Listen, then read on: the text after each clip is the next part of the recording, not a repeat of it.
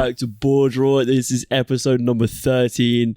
And today we're talking about the big boys in the big league. boys indeed. The big boys indeed. We're talking Manchester City, champions, and Liverpool. Almost champions. Almost quadruple champions. Almost quadruple. That didn't happen, did it? So nah, it didn't. Almost. Thank fuck it didn't happen because we wouldn't be living it the down. last thing I can stand is Liverpool winning the quadruple. Jesus Christ. So I think this is going... Before we start anything though, round of applause for the Lionesses. Congratulations. Good job. Won the Euros. We love that. Big we love dub to for see them. it. Yeah, we love to see it. QPR Leah fans Williamson, scoring. one absolute babe. Beth Mead, player of the tournament, and Golden Boot. Yeah, man. The Arsenal girls turning up. And the QPR Turn up. supporter scoring the winner. Yeah. Bobby Zamora-esque, Yeah, you might you say. love to see it. Now, they were sick. Hold tight, Lionesses. And there's been big women's football, so that's great all round. Great result for England all round. Yeah, and we love to see salty it. Germans. Yeah, we love to see it. You love to see salty Germans. We do. But yeah, so today we're going to be covering Man City. Do you see I was and absolutely rattling a German I saw. person from our board? Yeah, there was a person replying to our tweets who was absolutely fuming around. Yeah. I was doing a bit of this. I was wheeling them in and Stirring the pot. Yeah, no, I was. But Anyway, yeah, we're going to be cracking on with Man City and Liverpool today, as well as our predictions for the first game week. We're going to talk through a couple mate, of the the games fixtures. are coming soon. It's literally like in a few days, mate. So It's literally it's Tuesday today. when we're Tuesday recording today, this. and the Prem game starts on kicking Friday Let's go. with Arsenal go. versus Palace. Let's go. Yeah, so we're going to kick it off with Man City and Liverpool. Obviously, they played each other on Saturday in the Community Shield, finished 3-1 to Liverpool. Yeah. 3-1 to Liverpool. That was a shock to me. I didn't expect a 3-1. I thought No. City were going to be the dominant team, but Liverpool came out of the blocks and they were phenomenal. Yeah, I put a bet on City to win 3-1. So, took an L. So don't listen to this podcast. Mate, remember when I was like giving betting tips for the Champions League? And then literally the opposite happened. Everything was wrong. I'm actually not that bad at betting, but all the tips I've shouted recently or during BoreDraw have been shit. So yeah, ignore me. How do you want this? Do you want to talk about the Community Shield and then move into Yeah, our we'll season? talk about Community Shield and then we'll start with City and then we'll go to Liverpool. Yeah, so Community Shield obviously finished 3-1 to Liverpool. They started with Bobby Firmino up front, which was maybe a surprise to some. Some people expected that just because of Núñez not knowing probably not having as much time to gel as Klopp would have wanted. But yeah, so it was a fairly cagey affair. But it was a flow to the game as well, if it makes sense. It wasn't stands. It wasn't like stop, start, stop, It's start. a classic kind of City Liverpool. You know they're both too good for like every other team, but when they play each other, the quality is so high that anything even remotely average sticks out. Yeah, the quality of the game just went to prove that they're still going to be the top two teams in the game. Yeah. in the league. I thought that Erling Haaland has been getting a lot of stick lately. He has especially for the miss. Yeah. Right at the death. But I thought he actually had a fairly decent game. Yeah, what I like about Haaland is, and I kind of said this about Skamaka in an episode a few episodes back. He gets labelled as this big kind of target man, hench dude, but he's like fast. You see he got like a through ball and absolutely bodied Robertson with like pace and power. And I was like, Jesus Christ, like obviously it's his first game. He's probably getting used to the swing of it. He's going to be such a menace. Yeah. A menace, mate. I thought he was actually making some really decent runs. Yeah, he's running behind the line. Yeah, well, he was doing like the sort of curve in his run, so that when he reaches the offside line, he's at full speed, so that when that ball comes in, he's ready to get onto it. But it never really came, and I think De Bruyne had the ball in the middle of the pitch a lot, and we know he can play a pass, we know he can play those through balls, but he was hesitating because obviously it's not the system that City were used to. Yeah. They used to literally, like you're saying, we said a couple episodes back, run it to the byline and doing the cutbacks. But Haaland's making these runs in between the two central defenders, and about 3 or 4 times he's waited for the ball and the ball's been played sideways or it's not been played at all. Yeah. And then he's just like, he's looking around thinking, well, what's the point? And do you know what? And I think when Alvarez came on, he looked good. Yeah, Alvarez was phenomenal. He was... Yeah. I think his signing might go under the radar because of Haaland. Oh, I think he can play, he's kind of like the Sterling or Gabriel Jesus in terms of he can play anywhere across that front three. Like, he had quite a lot of games when he was at... They signed him from River Plate. Yeah. Played at right wing. And I think maybe while Haaland's in the team, he'll play out there. But then say they're in like a cup competition where they start him through the middle, he'll be a demon through the middle as well. Yeah, I kind of liked his role. He sort of... the term I would use was a ghost. He was never really in one position for too long. And I think when he came on, it sort of allowed Haaland to sort of play a bit further forward and not have to come so deep for the ball because they weren't playing those balls in. But yeah, he obviously scored Alvarez from the Foden shot that Alisson... Don't want to dig out Trent, but do you see Trent during that goal? Oh, what, just in the middle of nowhere? He was like... So he was in the goal... And then he thought it was offside, so he like turned to look at the lino, but the game was still going. And then Alvarez touched it in. But if Trent was concentrating, probably could have cleared it. Yeah, I mean, I thought it's one of those. He did score in the first half, so that's the thing with Trent is like we were backing his defensive ability in like our first podcast. I still do, and so do I. I still think he's a good defender, but like you can ignore any like mishap in defence because he just going forward. There is actually no one better in the league in the world, really. Yeah, I think what he does potentially. Going forward. I mean, especially as well what he provides in set pieces. You know, he's always a threat from that. The value of a player like that in your team is unbelievable. You can't really ever leave him out of the squad. Thought Salah had a tidy game. I thought Luis Diaz run their defence ragged as well. And then the big man Darwin Nunez came on. And he looked scary. Yeah. He came on, and I'm pretty sure Diaz and Ake just both decided that neither of them wants to mark him. And that led to all the chances that he had, basically. Yeah. When Liverpool played, before they had this outlet in Nunez, Thiago would get the ball in the middle of the pitch, and he would play a diagonal pass between the left back and the centre back, or the right back and centre back, and look for the bombing runs of a Mane, a Salah, a Diaz, even a Jota when he played out wide. But now Nunez gives them an option to play through the middle. Yeah. And that's what happened like a few times. And I thought his link-up play with Diaz and Salah was really impressive. And I thought Thiago overall had a really good game. I think he really bossed that midfield. Yeah, when Thiago's ticking, he is an outrageous player. Yeah. I didn't think... So talking about City's defence and when Nunez came on, there was times where Diaz and Ake just switched off. Yeah. And the first one where he got through and he was fouled by Edison, but it was offside. They both switched off there, but I think they got quite lucky because it was a very tight offside decision. Yeah. And I thought Diaz had Kyle Walker on ropes a bit. Yeah, which is weird because you always back Kyle Walker against any kind of winger, don't you, really? He's got the pace, he's got the power, but I think the thing with Diaz is he's just so energetic and so... He's like a young Mane. He's explosive, but you don't know what he's going to do. Like Mane, like in his prime, but he's so strong as well, but he doesn't look it. And yeah, I think that's what maybe Kyle Walker didn't expect. But then again, like City, I think because they didn't have John Stones, didn't have Laporte, I don't know. I know Nathan Ake was linked with leaving, and Pep was like, "No, we see you in our first team plans." I don't know if Nathan Ake is the one. For me. Yeah, I mean... He's a good backup, but... Yeah, probably not the starting centre-back for Champions. Nah, like in this kind of game where the quality is so high... Yeah, you can't afford... He struggles. If City were playing, say, like a... Don't want to slag out Everton, but like an Everton game where they can dominate, be pretty chill... And they're not going to get pressed too much, you know what I mean? It'll be fine, but in a game where the quality is so high and the attackers are so good... I mean, when you've got a front three of Salah, Firmino, Diaz, and then Nunez running at you, you're going to struggle. Yeah. I thought Jack Grealish had a really poor game. Yeah. I thought he... Which is weird, because he looked quite good in pre-season. Yeah, I mean, he was direct running and stuff like that, which caused defenders issues, but then just really backwards this game, just constantly... He'd make a couple yards and then just turn and play it back, and it wasn't the Jack Grealish we know who can take a man on. Yeah. And up against Trent, who has been slated for his defensive ability, you would have thought he'd really try and get the making of him, but I mean, maybe Trent's put a few in on him in England training. Yeah, that's it, and he's decided he doesn't want it. Yeah. I thought Mahrez looked all right.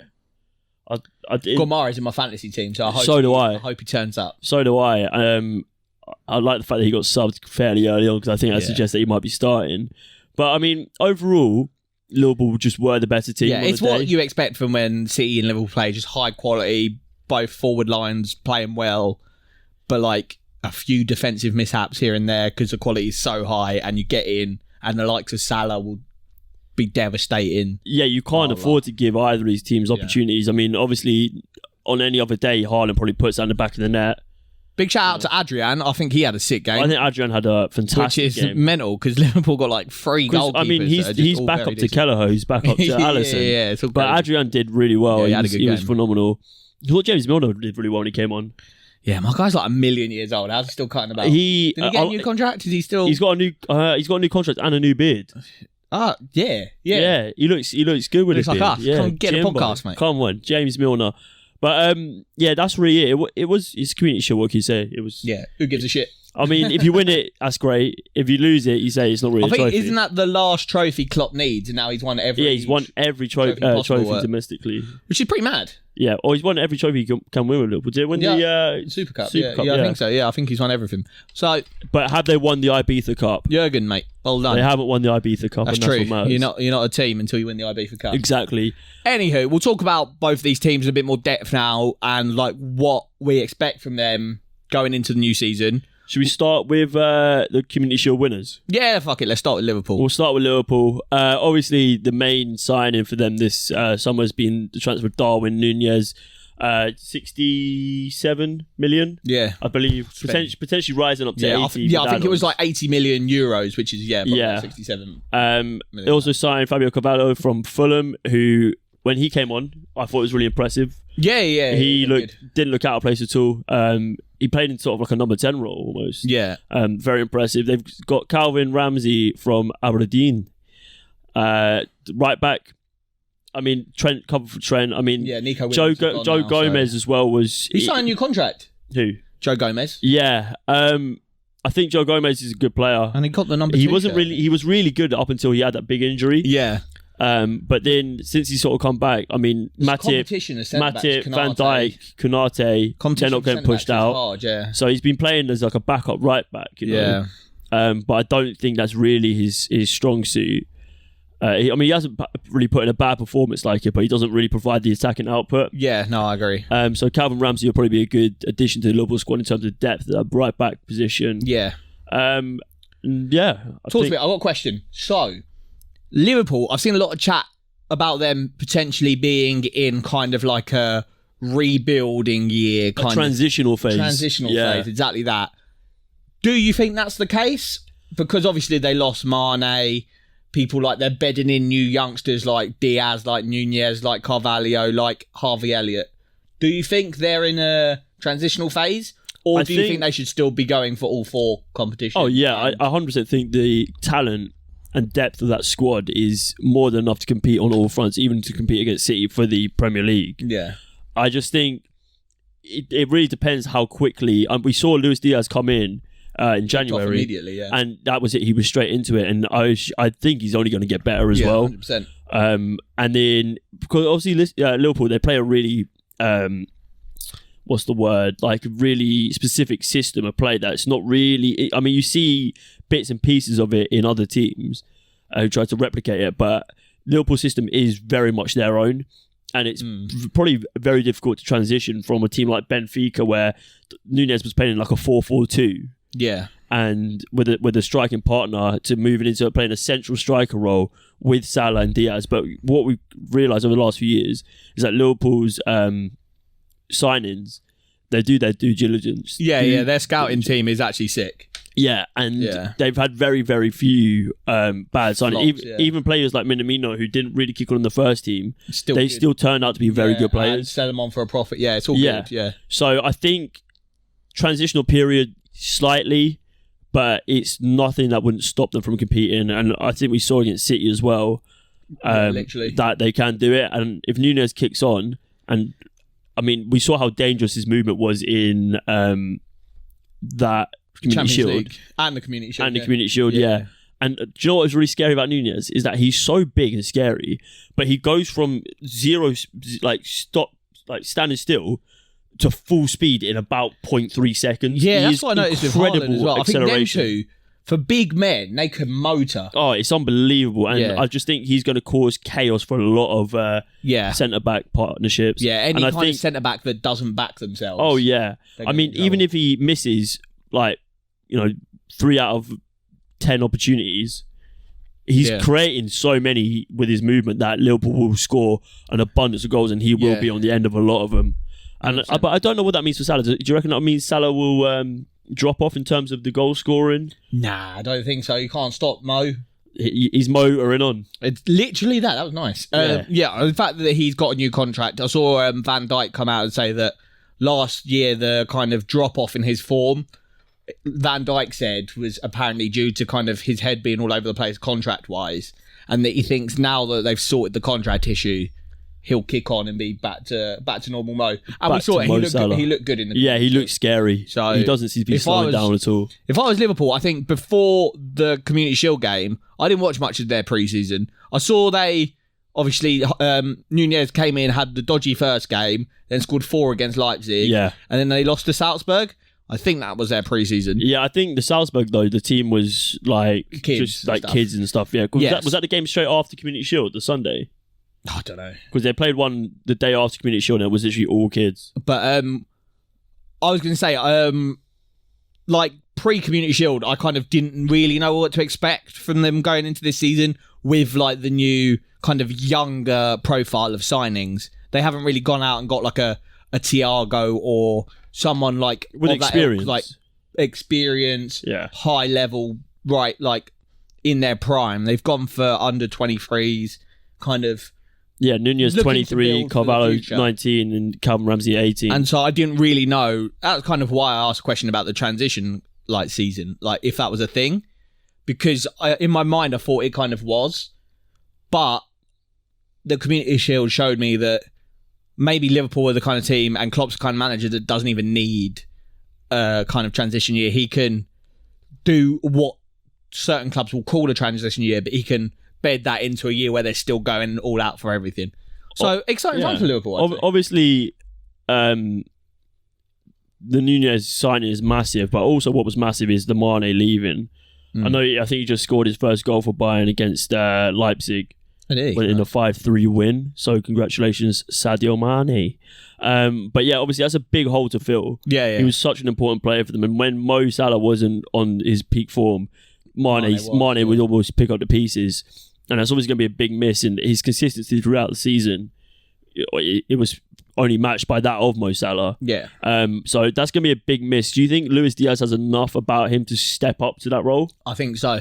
I think the thing with Mane for me is that we were saying that whenever Mo Salah wasn't cooking, Mane was cooking. But I think he was never at that Mo Salah level. There was always a bit of a drop off. And Mane, he was good, but for spells. And I think if Diaz can at least do spells, Liverpool will be fine. But I think Diaz has got more about him. He's got more of a ceiling than Mane does. Yeah, I think so. Yeah, I agree. I think Luis Diaz could really be the next, because Mo's 33? Yeah, he's getting on a bit. Or is he 33? 31? He's something. He's pushing. He's past 30, but he's dead food now. Especially when his play style relies on that explosive pace and that strength. You can't really get to those later stages like a Lewandowski, where I know Lewandowski's only 34, 35, but his game style, he's very much a static striker where he'll drop into positions. Yeah. Whereas Mo's not really running like that. At you. Yeah, he's going for the jugular. So potentially, is Diaz got to be now in a transition to become that sort of potential future Mo Salah sort of role in the team? What Liverpool have done. They've earmarked that Mane, Firmino, and Salah, as good as they were, they are on their way out. Yeah. So what they've done is they've got Nunez up top to replace Firmino. They've got Diaz in to replace Mane. They've got the likes of Harvey Elliott and Carvalho to, when Mo Salah does eventually leave or get to an age where maybe he's not playing every single game, they can step in. They'll be just getting into their prime and ready. And I think Liverpool have done that well. They haven't got to all of them leaving and thought, shit, now we need to get new people in. It's progressive replacement, isn't it? Staggered their replacements at the right time. so that they haven't lost all three at the same time and thought, shit, we need to replace our whole front line. Well, and that way, by doing it bit by bit, you can gel them into the team. Exactly, yeah. And instead of it's just doing a whole revamp and buying a whole front three and trying to get it to work within, a pre-season. Yeah. They're doing it bit by bit, which is definitely the way to do it. Yeah, 100%. And they've kept their best player till last in Mo Salah. I know Firmino's still there, and I think he played quite well against City. I think he'll be an important squad player for them in the coming season. Yeah, 100%. I think Liverpool. I wasn't worried about them, but I've seen people on the TL talk about them maybe not kicking on as much. But I think maybe people. I've seen some takes where they might not get top four, and I think shit take. You can't. They just will be there. They will be fighting City every bit of the way. Yeah, I think most people probably saw the Community Shield like I did and thought, oh shit, they're actually all right. Yeah, they're here to stay. They're no not problems. Yeah, I think they'll be good. Should we move on to Manchester City? Pep Guardiola's boys. Yeah, we'll just go for a little break and then we'll be back. We'll be back and talk about City. Big Erling Haaland. Let's go. Back again. And we are back. We are going to be talking about Pep Guardiola's boys in Sky Blue, the Manchester of City. Yeah, nice. Yeah, the Etihadians. What they call themselves, the citizens. The citizens. What fucking shit. That is the worst. Maybe up there with the worst. Yeah, that is dead. If you're a citizen, take a long, hard look at yourself. Because everyone's a citizen, but like they spell it with a Z, don't they? Yeah, and like a Y. It's like cityzens. Cityzens. Yeah, dead. Yeah. Anywho, who am I to judge? They've won, 5 Premier Leagues in like the last 6 years? You can still judge them. Yeah. That's terrible. But yeah, Manchester City, can anyone stop them? They've had a big summer, but it was a big summer because you look at the players they brought in terms of Haaland and Calvin Phillips, 2 big names.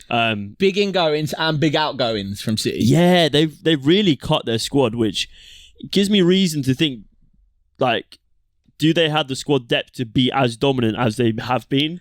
I think the league is definitely more... I know everyone was kind of like, oh, Haaland is like a cheat code and City will run away with it. And they might do. But it's a long season. It's a long season. And like you said, that squad depth has got a bit thinner. And so with the likes of Tottenham and Arsenal kicking on a bit, Liverpool showing that they can beat City still, maybe it's tighter than people think. Crystal Palace looking better and better. Man City's bogey team. Yeah, 100%. I mean, I think... So, Liverpool have, like we said, their transfer window is all about progression and transitioning into like a sort of... a slow transition towards a new front three. Yeah. And I think for the most part, they've done that really well.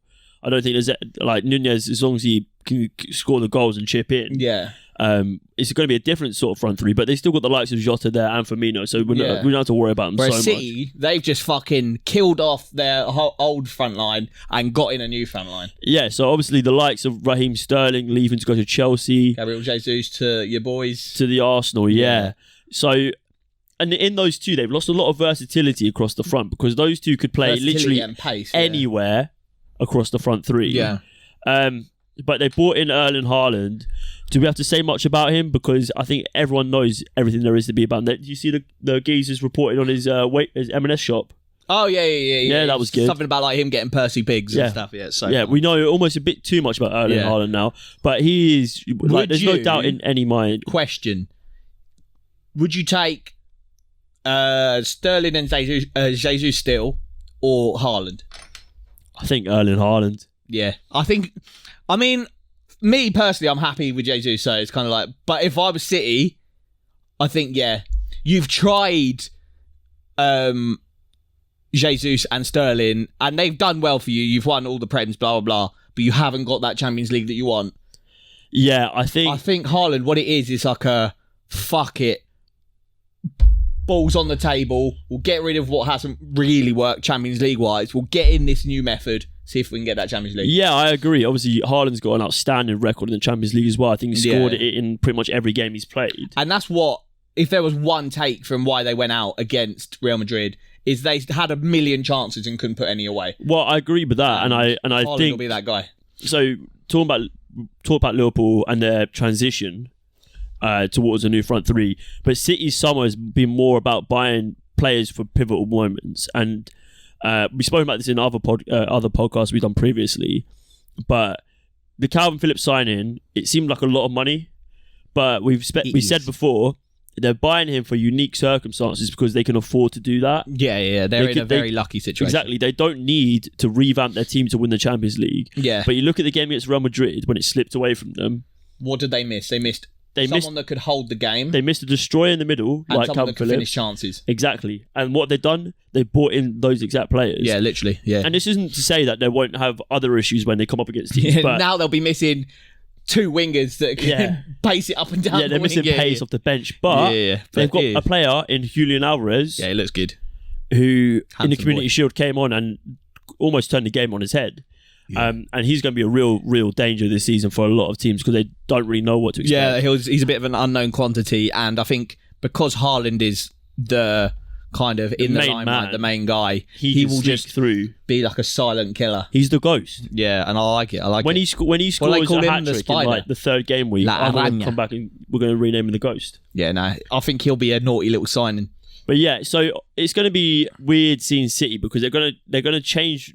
They're going to have to change anyway from their style of play where they play it through the middle and then either Cancelo or whoever they had playing right back, whether it was Kyle Walker or if they had Cancelo playing right back and they had Zinchenko out on the left. They used to bomb on and get to the byline, or they used to play to the middle and then the wingers would move to the byline and they would always just cut it back towards that edge of the box or the edge, towards the penalty spot, and they would always have that third runner who'd come in and score. But now they've got more of a focal point up front who they're going to have to play through. Yeah. And it's not a bad one to have. No, I think he will be, from the brief shit we saw in the Community Shield, like we were saying, his running IQ is so good. And when you've got someone like Bernardo Silva or Kevin De Bruyne able to pick you out on a sixpence every single time, all you need is 1 or 2 decent runs a game and they'll find you. And he's so big, so strong, so fast that he'll do most centre-backs every single time. Yeah, I mean, if you look at... So we talked about this earlier as well. The hesitation from De Bruyne or anyone in the middle of the Man City field, not just Kevin, but like the hesitation to just play that pass and to see when Haaland was about to make that curve run behind the defender, it basically did cost him the game because he, throughout the game, was doing that same run. And I think he got found once. Yeah. And the time he did, he got through. So if they can learn, but like obviously, bedding in time and whatever, he's going to score goals. Oh, mate, and in that Man City team, I don't think it's a team the Premier League creates more chances than them. Yeah. Even without Sterling and Jesus, it's going to be an absolute sight to see. I think I wouldn't be surprised if you scored 30 goals. Oh no, not a chance. I think I wouldn't be surprised at all. I think when you've got Kevin, who could easily get you fucking assist every game if he's fit. That's the only thing. He's like, if Kevin... Last season was the first season I think I've seen from Kevin where he had quite a lot of injury problems. Yeah, he had a couple... He's had a couple of injury problems over even previous seasons as well. Yeah, but I think like last season he was just out more than I've noticed him be out before. I don't know if that's like something recurring. Hopefully for City it's not, because he is the star man and he just makes everything. Yeah, for me, even though Haaland's come in, Kevin De Bruyne is still the player that will win City the Champions League or the Premier League. 100%. Obviously, I think that's why in the Champions League the game went a bit pear-shaped when he took De Bruyne off at like 70th minute to try and hold the lead, and the game just spiraled out of control when Kevin was off. Yeah. Obviously, as well, they've lost Alexander Zinchenko to Arsenal, to the mighty Gunners. I think, like, obviously they've gone in for Cucurella and Apparently Chelsea are ready to do a swoop for him. Yeah. I mean, so they've gone in, they haven't matched Brighton's valuation, or was it 50 million? Yeah, so they put a 30 million bid in, then they did a 40 million, both were declined, but apparently City are refusing to hit 50. So my sort of viewpoint on it is, it's a bit like when you're playing FM and you go in for a player you want and you just try and unsettle him. It works because he's handed in a transfer request. But, I mean, Brighton are in a position where they don't have to sell him. Yeah, that's true. And I think, And that exactly what Brighton probably want is Chelsea to come in and start a bit of a bidding war. Either 65 million for Cucurella. You've done well for yourself. Mate, I'd be buzzing if I was Brighton. And they're linked with Angelino now, so I think they're kind of... They're recycling the City left back. Yeah, I think they know that he's probably on his way out. He turned in this transfer request, so yeah. But you get 50 million for him. I think it's a good bit of business for Brighton because you can reinvest that across the squad. Yeah. But yeah, our City looking a little bit light on wing backs. I know they've got the likes of Cancelo and Walker, two of the best in the league. Well, there's a geezer in there. He's like a young dude that apparently Pep was very happy with in pre-season, and so maybe Pep is looking at the youth setup. Yeah, looking at the youth setup. Like City, they have fucking so many kids that go out on loan here and there, and they sell like obviously like young Jadon Sancho, like all these kind of young starlets that come out of their youth setup. It's kind of like Chelsea. They don't really get the time of day in the big teams because they can just go out and buy exactly a already proven player. But maybe Pepper's kind of taken a look at them, and there are some little gems in there that he's. Oh, there's definitely. I mean, they've got players like Tommy Doyle. Who's the midfield Donny as well? Who's really good. Went out on loan last season. Can't remember his name now. But they've had a few, especially the ones that have gone to the Championship as well. We've seen a lot of them do really well. But yeah, I mean, they lost Lavia as well to Southampton. It's a Kabore. Basically, I think that Pep was quite. Yeah, did you say Fernandinho? No, Lavia to Southampton, who's I think was 18 million, was it?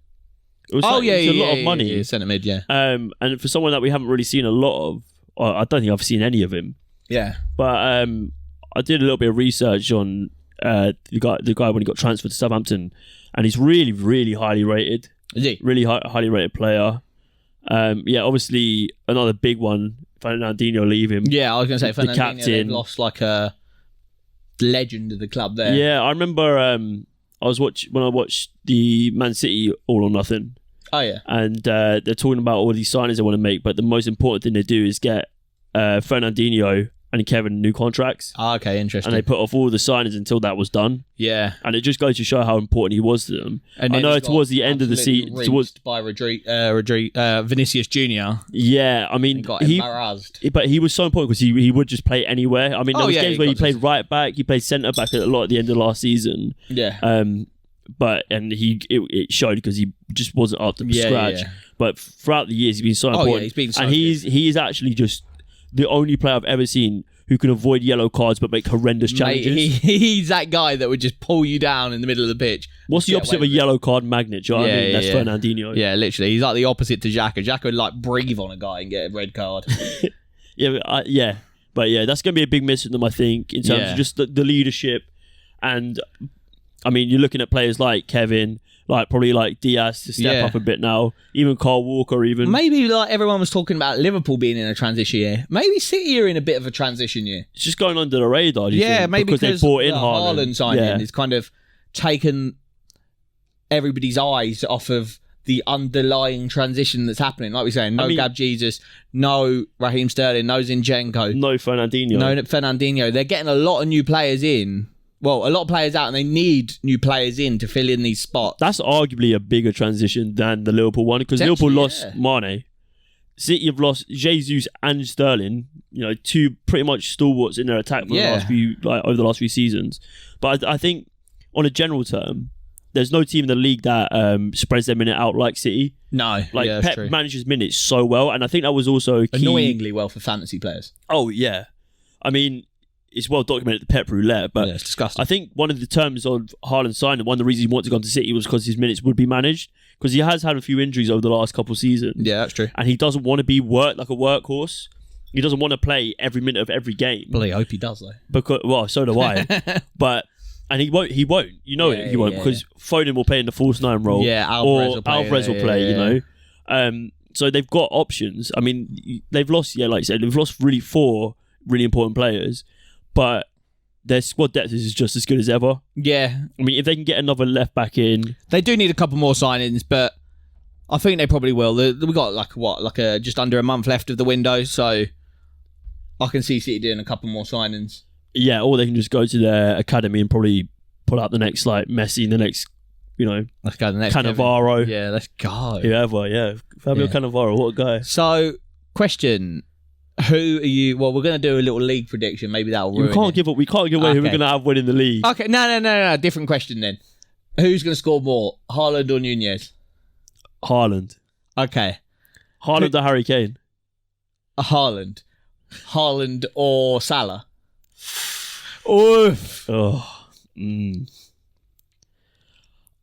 I think you're stupid to bet against Mo Salah. Yeah, he's that guy, isn't he? But like in the back of my mind is always that like last bit of last season where it wasn't really working. But if what Van Dijk said is true and he's focused, you'd be stupid to bet against Mo Salah. Yeah. But right, they're all going to finish second. But Gabriel Jesus. I think my answer is Erling Haaland, because I think Nunez is going to soak up a little bit of that goal scoring pressure for them. Interesting. Yeah, maybe. It's just, I don't know if Nunez obviously didn't start against City in the Community Shield. Do you reckon when Liverpool line up against who they got, Fulham, their first game, do you reckon Nunez is in the starting lineup? Yes. I think it'll be a front three of Diaz, Nunez and Salah. Yeah. And I think you'll probably see Nunez play about 60 to 70 minutes and maybe Bobby Firm's come on. Yeah. You know what's mad? If I was Jota, I'd kind of be thinking, yo, I've been sick for you since I signed. I'd done like a Diaz. I didn't need like time to bed in. I was sick from the off.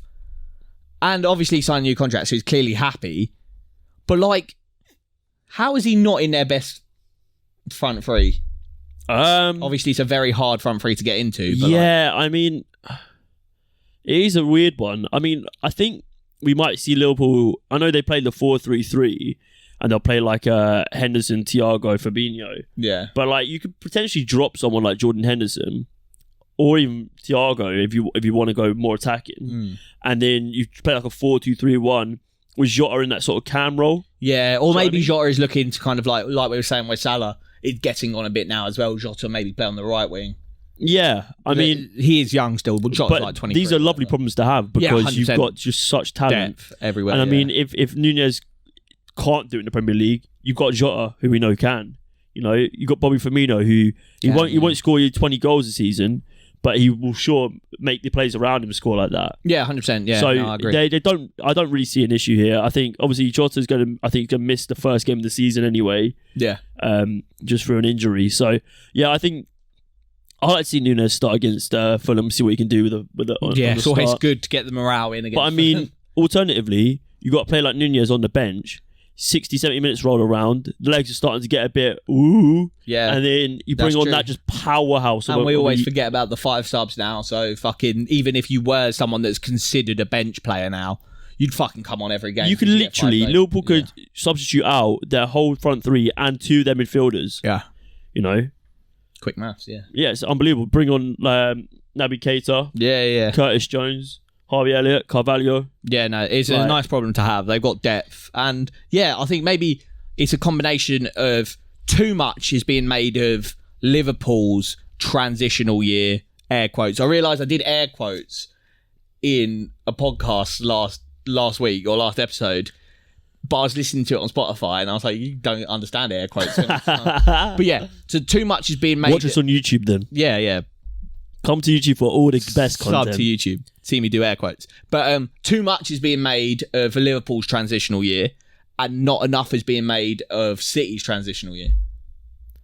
Yeah. Because I've seen no one talk about City's transitional year. I think just everyone just looks at City and think, oh yeah, they've added Haaland. Yeah. And that's it. But you got to remember, and City are a team who are going to be fighting on all fronts, all domestic trophies. Both these teams, the Premier League. They've got so many games. I mean, Liverpool played in every single game they could have lost. Saying. These two will literally play 60, 70 games a year, and they need depth.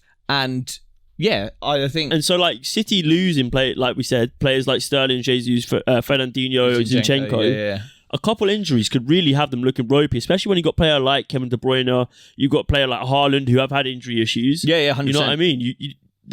It could be the case of a season being defined by injuries. Why is no one talking about City's transitional year? That is going to be the highlight. Yeah. Well, okay. I think we've summed up Manchester City quite well here. And you know what that is? That is us covering every single We've done it, guys. We've done Premier League team. We fucking did it, mate. Pressure was on when we were like a week away from the season starting. About 3 weeks ago, we went, shit, we haven't even covered a single Premier League team. Let's do the previews. And we started with the promoted teams. We struggled getting through some of the other teams. I mean, who wants to talk about Brentford for an hour? No one. As I said last week, fuck Everton. We had a great episode with Dan from HLTCO. Thanks, Dan, for coming on. And now we're done. And so we're going to take a little break. And then we'll be back with our first game week predictions. So we'll run you through every game for the first game week. We'll give you a little bit of what we think is going to be happening. Maybe stick a bet on. Don't do it. Don't listen to him. It's bad. Don't listen to him. Nah, not at all. All right, guys. Catch you in a minute. And we're back. Let's go. We've covered all the teams, and now the first set of games is upon us. And I've never been more delighted. Obviously, we had the championship start last week. Fantastic start for everyone, but QPR. Sad times. That was nice. Didn't even register a shot on target. Did you not? No. Please, Lord, bring back Chris Willock. I miss him. Is he injured at the moment? Yeah. You hate to see it. With sad times. Yeah, he was shit. Sometimes he is unplayable, and I think he's like Lionel Messi, the Moroccan Messi. Yeah. And then sometimes he just doesn't turn up, and it's not what you want. Yeah, Lyndon Dykes didn't have a great game, but who gives a shit? Yeah, that's a top for another time. I could talk about QPR. We'll do a little championship one. We'll do a 4-hour podcast about QPR. We'll get James Lawrence Allcom. That'd be a banger, wouldn't it? Watch your space. Anyway, first game, Friday night, under the lights at Selhurst Park. Mate, we're doing... we're in sync right now. That was mad. Right, Arsenal against Crystal Palace. The Eagles versus the Emirates Eagles. Yes, Sky Sports. The Cannon Men, as I referred to them last week. The Cannon Men. Right. Obviously, Patrick Vieira, favourites to be sacked. Struggled against Palace. Was it Edouard? So we drew 2-2 against them. We got a last-minute equaliser. And then it was that stretch of games where we lost 3 on the trot. And we got battered by Palace. We lost 3-0. And so, in the back of my mind, I'm like, fucking hell, we're actually going to get turned over. But we've had a pretty good pre-season. So, I think this game, to kick off the new season, it's a nice out test. Of all the fixtures, maybe 1 or 2. These might be top. I think this is my most exciting fixture one of the most exciting fixtures anyway. To kick it off. Obviously, Patrick Vieira was favourite to be sacked when he was first announced as Palace manager before Christmas. Yeah. And he had a fantastic season. Obviously, the likes of Conor Gallagher gone now, but you've got a player like Eberechi Eze who had an injury last season. But in pre-seasons looking like him, Zaha, Elise, just could do some absolute bits. New signing check, Doucouré looks fantastic. Yeah. I'm really excited about this Palace team. I think they're going to play some phenomenal football. They're going to play football that's quite similar in style and formation to Arsenal. So they got Doucouré, who is in like the party role as like a lone pivot that's going to play it to the more progressive 8s in the team, like Eze, Doucouré is actually, he's got a passing range on him. He can really pull it out. He's a bit of a wizard as well. Yeah, so I think it'll be quite a tight match in the sense that maybe the lineups and the formations will try and cancel each other out. So it'll be, rather than what team is kind of feeling themselves the most and turns up, I think it'll be a game of players. Maybe Zaha will have an absolute banger. Maybe individual, Saka will have a banger. By an individual. Maybe Gabriel Jesus on his first game. I think this game is going to literally come down to a midfield battle. I think whoever can dictate the midfield and control the tempo for their team is what's going to it'll be an exciting game to start, you know? Yeah, I think it's going to be a fantastic match. I think it's a really good test for Arsenal because they've obviously looked really good in pre-season. Yeah. And we've seen glimpses of what they could do last season as well. And they've only just added to that with the likes of Zinchenko and Gab Jesus.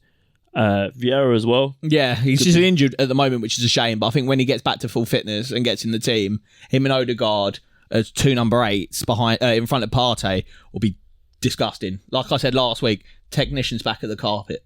Yeah, so for me, I mean, I've seen Zaha score a couple bangers. He scored one against QPR in pre-season. Yeah, I remember you showing. I think he looks really ready for this season. I think we could be looking at another, like maybe a 15-goal season from Zaha. Nice. Yeah, that'd be nice. I mean, because he's done it before, double figures. Yeah. Quite consistently as well. Yeah, I think he has in the last few seasons hit double digits pretty consistently. Yeah, and I think this is, for me, the player I'm most excited to see, Michael Elise. Oh, okay, Elise. But Eberechi Eze, I think... Yeah. He's got that new hair at the moment. He's got like long dreads. Yeah. I saw Elise doing the goal celebration gifs, and Eze's just like, oh, he's a gangster. yeah. I think Elise is going to be absolutely terrifying to play against this season, and I think the trio of Elise, Zaha, Eze is going to be one that will cause issues, and not just for like the shitter teams in the league, but I think even for teams like Man City, Liverpool, those three are really going to cause issues. Yeah, 100%. I like the look of Palace a lot, and as an Arsenal fan, it's good in the sense that we're starting off with a hard fixture to test ourselves, but fuck me, would have chosen Fulham because Bournemouth, because Liverpool, we'll move on to them next. I swear, every single year, their first game of the season is against the just promoted team. Before we move on, I want to make a guarantee, right? Yeah, hit me. If Eberechi Eze stays fit from now until December, he'll be in the Qatar squad. Yeah, I'll back that. Yeah, I genuinely think he will be. It's not like Maddison where like he's just not getting a look in at all. He had a look in and then got injured. So yeah, I really think. Yeah, no, that's true. Really, really think that could happen. Put a bet on it right now. That's a bet you can get for free from me. Back in. But yeah, moving on to Liverpool Fulham. Like you say, Liverpool, how do they do it? Every season, they seem to play against the promoted team on the first game week, and Salah will score a hat-trick. Well, yeah, it's good for fantasy, though. So you just put Salah in your first game week, give him the captain's armband, bosh, hat-trick. If you want a top 400k finish, just pick a team that's going to play every week and put Salah as your captain, and don't look back until the end of the season. Do you expect anything other than Liverpool battering Fulham? No, I can't see a world in which Fulham get anything against Liverpool, even at Craven Cottage. I know. The way they looked did you against see City was the press conference from Marco Silva? He was basically he was asked whether they would get drawn into a relegation battle or they have enough about them to like push on and not just be a yo-yo club. And he was literally like, no, the board haven't backed me. Basically, without saying that, he said that. So I'm sensing a little bit of tension in the Fulham camp right now. Oh, okay. Yeah. They got Pereira and Paulinho. They're both... But like, you've been backed a little bit. But I mean, how much are you looking to spend, you know? Then Fulham are... And they got a new stadium. But their squad was just way too good for the Championship regardless. But yeah, it all comes down to Mitrovic. Yeah, I'd like to see him back in I wouldn't be surprised if he could, you know, get a goal against Liverpool. Yeah, that'd be a nice start. But yeah, I think you're looking at Liverpool probably trying to set a precedent and putting Fulham to the sword. Oh yeah, 100%. If you're Liverpool, you just go no mercy, fucking get it done. I think doors. Nunez as well will want to come out and prove a point if he starts that. And that'd be, to be fair, do you know when I asked you, I was like, do you reckon he starts? I think Fulham is a perfect game for him to start. Just get his morale up, get to the speed if he can get a goal in his first game in the Premier League, he can only just kick on from there. Yeah, 100%. It's really important. And I don't think there's too much more to say about that. Moving on to Bournemouth and Villa. Yeah, I mean, draw to me reeks of a ball draw. Yeah, I mean, Villa have added some good players. I mean, they've also got the likes of Coutinho on a permanent as well. Kamara could be a really interesting pick. Bailey's back. The centre back as well. They signed a Brazilian boy. Back. Diego Carlos. Yeah. So obviously you've got players like Digne as well. Big season. I mean, they have all of the assets to push on this year. And like we said, Steven Gerrard, if he doesn't kick on, and Bournemouth is the kind of game, like if I was Gerrard, I'd be buzzing. And that's a good starting fixture. Do you see Scott Parker came out and said that his squad at the moment looks worse than it did when they got promoted. In the last couple of months, they've lost centre backs. I mean, they've lost players. They've lost a lot of players. And so, if I was a manager, I think Bournemouth is probably the best fixture you probably asked for. Yeah, they signed Tavernier though from Middlesbrough, who's a good player. Yeah, I mean, I think I see Villa winning this. Yeah, I think the likes are be coming for Gerrard's neck. I think. I know Leon Bailly has had a good pre-season, good pre-season. So because he was a really exciting signing for them, and then I don't think he did much in the Premier League. He didn't really play much at all. No. Obviously the likes of Ollie Watkins, Buendia, Coutinho. I mean, you've got just such attacking output there. Yeah, their squad is so much better than Bournemouth. Yeah, I mean, every position they've got a level above Bournemouth. You're almost guaranteed Coutinho creating something every game. Yeah. Like, he will create you a goal scoring opportunity every single game. It's whether Danny Ings or Ollie Watkins can put it away. it's going to be interesting to see how they line up. Yeah. I don't know whether they'll play Ings with Watkins out wide and Coutinho on the other side, or they'll play Watkins through the middle with Buendia and Coutinho behind. It'd be very Archer's, interesting. said that he's going to be Gerrard staying said around. He's part of the squad. Yeah, I'm disappointed in that because I was wanting to keep QPR on loan. Yeah. But he's a really exciting player. He's done really well for England. And under Chukwuemeka's out the door. Chukwuemeka's going to Chelsea. He's left behind by Gerrard from his pre-season because he didn't want to sign a new contract, which is crazy. But then he was linked instantly with Barcelona and Chelsea, which is crazy. But he's a big talent. He really did push on for the England under-19s.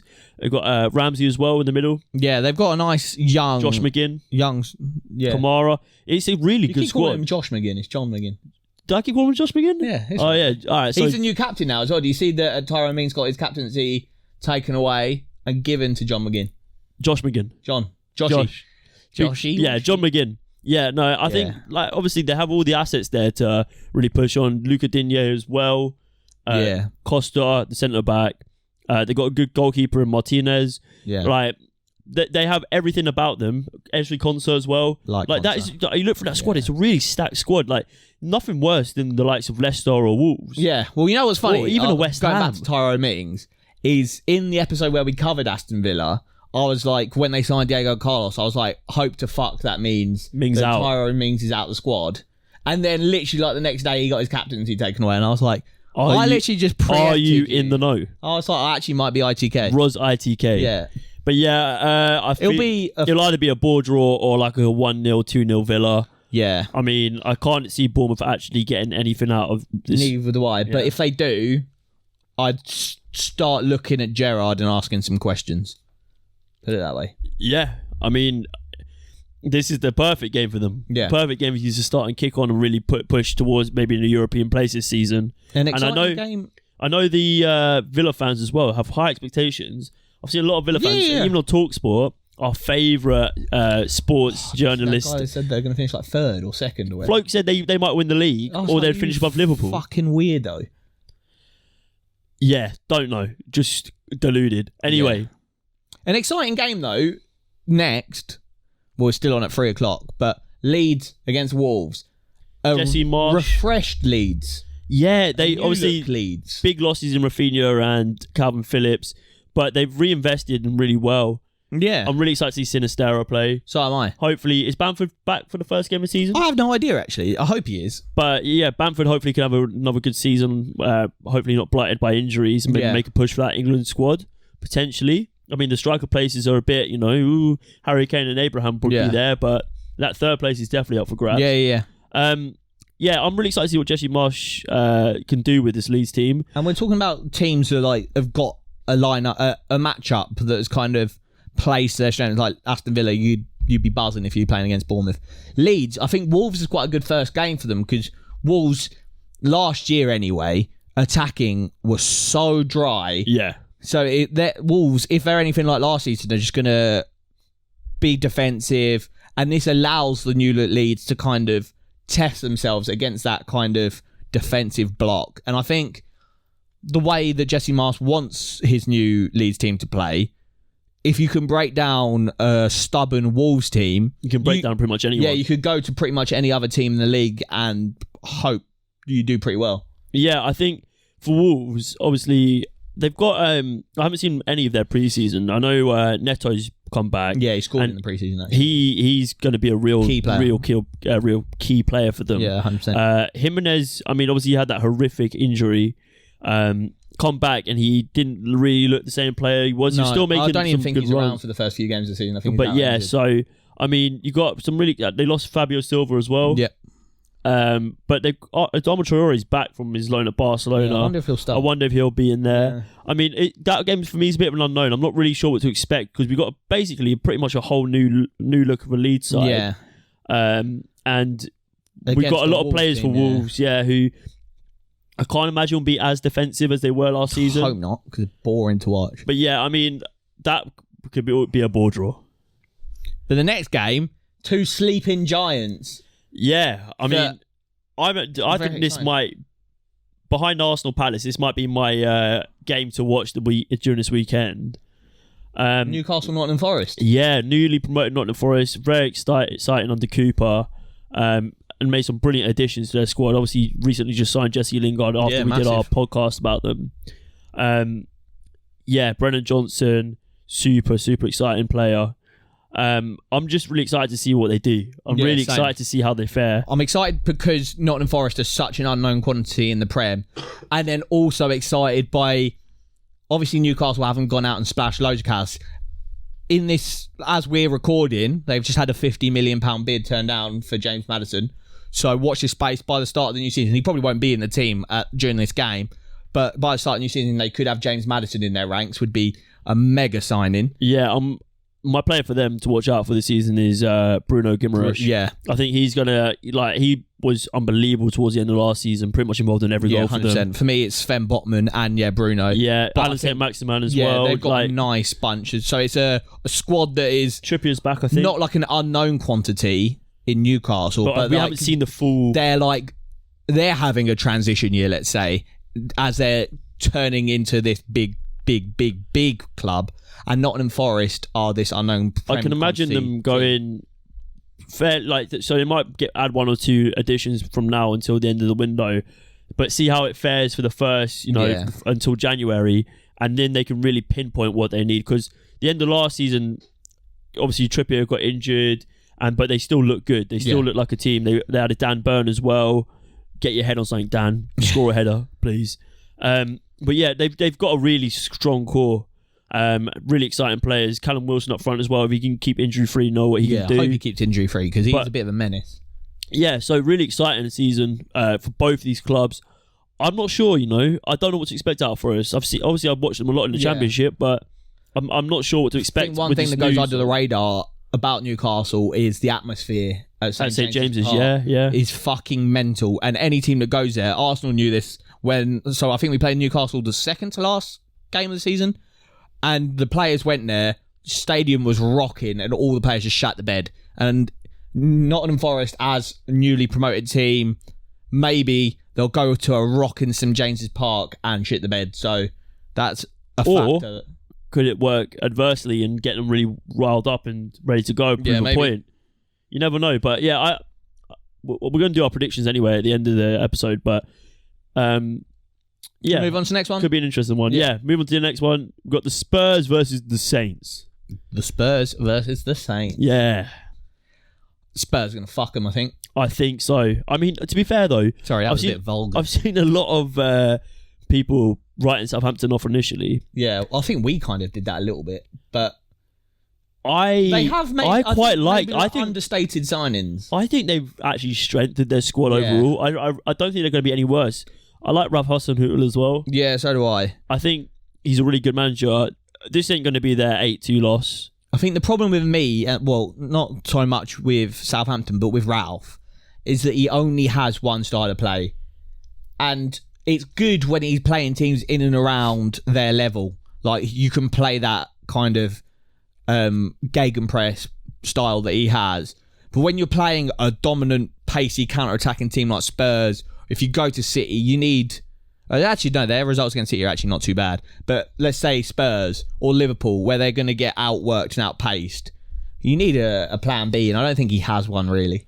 Yeah, obviously, we're all excited. Maybe not you, but we're all excited to see Antonio Conte's semi-new look Spurs. I mean, Richarlison's not going to be there for the first game of the season anyway. Yeah, suspended. But yeah, you've got the likes of Perisic coming in, who'll probably get some minutes. Yeah. Maybe Jed Spence as well. Yeah, I think, Bentancur, I think, is going to have a big season for them. Yeah. I think, Spurs will... Well, like we were saying about, let's say, Liverpool against Fulham or Aston Villa against Bournemouth, this is a nice first game for Spurs and Conte. Well, 100%. I think there's not much to say about this. I'm going to move straight on to the next one. I think for a turbulent Chelsea... They had a bit of a rocky pre-season. And Tuchel's come out some weird comments saying that got people don't want to be there. Yeah, pretty much. Did you see the clip of the 5-0 down and the commentators the most undeserved 5-0 I've ever seen. They were so triggered by Arsenal. It was mad. Yeah, that was hilarious. Yeah. Anyway, I think like we're saying for Spurs and Liverpool having a nice easy game. Everton, I think Chelsea couldn't have really asked for a much nicer start to the season. Well, I think But pre-season when the fixtures came out, I think Chelsea probably looked at that and were like, "Fucking, let's go." Everton turmoil, pretty much. That's a nice first game, but Everton slowly. I'm still not impressed, and I think they're probably up there with the favourites to get relegated. But Frank Lampard seems to have slightly steadied the ship. Got McNeil in. He's bedded in a couple of the under 21s. So it's not as fucked. They still need a couple more signings, I think.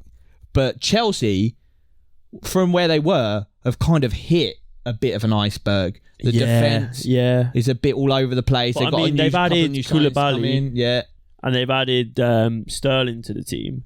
I think, they've lost Rudiger to Koulibaly. It's probably not actually that much of a downgrade. It's probably fairly even for me. I know I really rated Rudiger. Yeah. But I don't think defensively was their issue. It was having a central striker. Sterling's not that answer, but it's a different kind of solution. I think he's going to be involved in far more goal contribution than Romelu Lukaku ever could be. Yeah, 100%. I just think the quality of the Chelsea squad with the fit Reece James and the fit Chilwell, it's going to be a lot for a growing Everton team. Maybe not even growing, but just a struggling Everton team towards the end of last season. They've had Dwight McNeil, who I think scored a brace in the last preseason game. We've seen what he could do for Burnley, but he sort of burst onto the scene and was really good. But then his numbers the last couple of seasons have actually been really poor. Like 1 assist in like 2 seasons. Yeah, his chances created per 90 were the same of like Jamie Vardy, and Jamie Vardy doesn't create chances, he puts them away. Yeah. I think it's interesting because like the problem with Everton last year especially, and I can imagine still, even though they made the signing of James Tarkowski, their problem is defensively. Yeah, they've got Nathan Patterson now playing right back. There's not many teams worse to play against than Chelsea if you've got a struggling defence. Well, they're not going to win the midfield battle. Yeah. They're going to really struggle to break down that Chelsea back three with the wing backs anyway. And then they've got the likes of Havertz, Sterling, Mount to contend with. It's going to be a hard game. Yeah, 100%. And I think Chelsea could probably really put 3 or 4 past them, and then everyone's just going, "Oh, what were we worried about?" Yeah. Moving on to Sunday's games. We'll start with Leicester Brentford. Leicester Brentford. It's kind of a stinky one. Yeah, Brentford have had a window. Have had a window. Yeah, Leicester have had no window at all. Leicester have had no window. It's literally it could just be I'm not going to watch this. Let's fuck it off. Man United Brighton. Man United Brighton. You actually just disrespected both those clubs. But Man United Brighton. That's a fun game because Brighton absolutely slapped Man United at the end of last season. Yeah. So I'm excited because I'd love that to happen again. We've got Ten Hag ball to contend with though. First game versus Graham Potter. And it's on Sky Sports, so we'll see if they shit the bed. Yeah, if Man United shit the bed on TV. I'm excited to see what Man United do because will Ronaldo play? Probably not. Yeah. Will Rashford be able to get back to his former self? Apparently in the pre-season game he got subbed off and then left the stadium before the game That's ended. What Adel Tarap did, yeah. He's a pagan. Adel Tarap left the ground and went to the pub across the pitch. You love to see across that, the street. Ronaldo would never do that. Well, he doesn't drink. He's probably in the car park doing sit-ups. Yeah, but yeah. Anger, he's just like... You got Anthony Martial, who's had a decent pre-season. Yeah, I hope he starts. Hopefully Jadon Sancho can kick on and, be the player we know he can be. Yeah. It's going to be a really good game because we know Graham Potter won't make it easy for him. And it's going to be exciting to see how maybe Martinez will play. Yeah. Who's going to play in that 6th role for United? We don't know. It's an exciting game. There's a lot of unknowns in this game.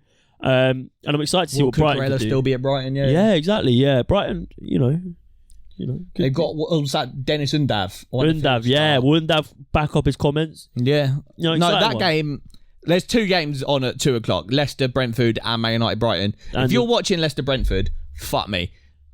I feel for you. Yeah. Brighton, Man United's a better game. And rounding off the weekend, we've got a fairly big one as well. Pretty nice We've got fixture, David Moyes' boys versus Pep Guardiola's citizens. Yeah, and West Ham always seem to do a bit of a job on Man City. They knocked them out of the FA Cup. Yeah, do you know what? Jared Bowen always turns up against City as well. Yeah. I think this will be a nice fixture because... Will Samaka start? Yeah, that'll be interesting. Yeah, Yeah, do you know what? This could be a really good game. It's a really nice way to end up. Skamaka versus Haaland. That's two scary cunts up top. Yeah, I wouldn't want to face either of them. Yeah, that'd be scary. But yeah, I mean, will Haaland score? How will City set up? Will De Bruyne finally pass a through ball to Haaland? We'll find out, I guess.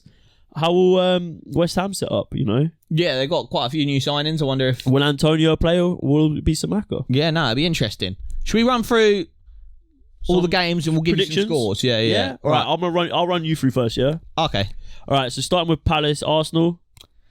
Gonna go with my heart. Let's go 3-1 Arsenal. 3-1 Arsenal. Yeah, boy.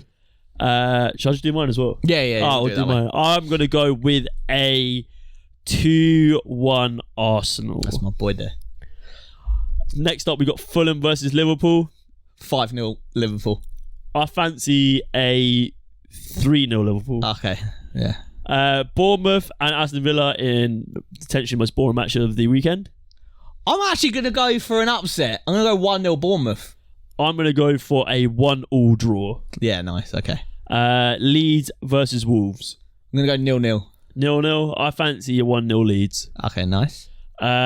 Newcastle Forest. I'm going to go 2-0 to Newcastle. I'm going to join you on that. 2-0 to Newcastle. Yeah. Yeah, nice. Spurs versus Southampton. I'm going to go 2 or 3-0 Spurs. I'm going to go 3-0 Spurs. I'm going to go 4-0 Spurs. Oh. We got Everton versus Chelsea. Oh, I don't know about this one. This is the one that I kind of... So I think Chelsea will batter them, but there is a potential that it goes the other way. But I'm going to go 3-1 Chelsea. I'm going to go for a 0-0.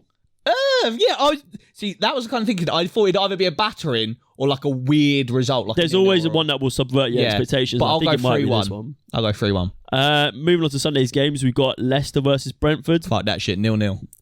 I think... Actually, no, that's rude. 1-0 Leicester. I think 2-0 Leicester. Okay. Man United Brighton. I like this game. I like this game a lot. Yeah. I'm going to go goals in this game. I was going to go goals. I'm going to go 3-2 United. I was going 3-0. Ooh. A 3-0. Yeah, nice. Yeah, that'd be a good game if that is. I fancy Anthony Martial to get on the score sheet. Yeah, I like that game. And a big one to round us off, we have West Ham versus Manchester City. Probably maybe the hardest one to predict. Yeah. I'm going to go either 3-1 City or 2-0 City. Do we back? I think because their City's back line isn't fully fit, they're going to play maybe Ake, maybe one of the youngsters. I'm going to go 3-1 City. I mean, I think City going to line up with Walker, Diaz, Ake and I'm going to go 3-1. Cancelo. I'm going to go for a 3 or 4-0. I'm going to go 3-0. Blood clot. 3-0 City. Jesus, okay.